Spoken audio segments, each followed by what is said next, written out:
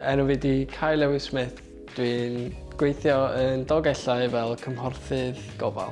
Dwi wedi bod yn gweithio yn y rôl ers cychwyn mis Ebrill. Nes i gychwyn off yn Llanberis yn Plasbyn Gwaith a ges i transferio i Dolgellau mae'r ha yn Rydyn. Nes i gwblau degree mewn Sports Science yn Bangor a then o'n i'n chwilio am experience i wneud physiotherapy, so nes i endio fyny mewn care home yn fan hyn. Wel, nes i ddewis prifysgol yn Bangor am bod o'n yn Ngogledd Cymru. Dwi'n byw yn Dolgellau, o'n i eisiau aros lle o'n agos i adra, rili. Dwi jyst wrth fy modd yn Ngogledd Cymru ar y funud, so i gallu gweithio yn Dolgellau a Llanberis wrth ymwyl Bangor, mae wedi bod yn grêt.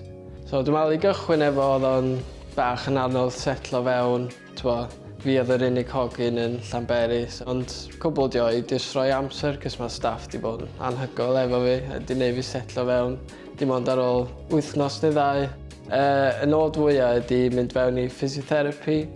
Mae wedi bod yn profiad anhygoel a hanfodol, rili, i mynd fewn i'r adran physiotherapy. Dwi'n meddwl un o'r sgiliau ydy cyfarthrebu yn wedig, achos ti'n siarad efo'r residents trwy dydd. Gweithio fel tîm yn hanfodol, achos mae'n gallu fod yn reit brysur ar adeg a ti'n gorau gweithio efo pobl eraill mewn sefyllfa reit tricky weithio.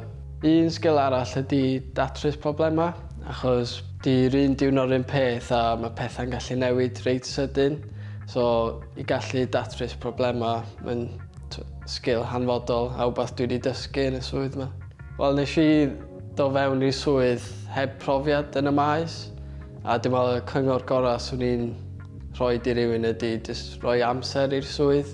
Mae pob dim yn newydd, mae pob diwrnod yn wahanol, ond ti'n dysgu gymaint hyd yn oed yn yr wythnosau gyntaf, a ti'n gallu dysgu ar y swydd yn gwneud cyrsiau newydd. Jyst mae'r swydd mor rewarding. Peth gorau dwi wedi sylwi am y swydd ydy faint o waith mae'r staff yn gwneud i'r residents i jyst wneud bywydau nhw'n haws a jyst i roi gwyn ar gwynebau nhw a i roi y gwaith calad i fewn lle swn i byth di sylwi o blaen.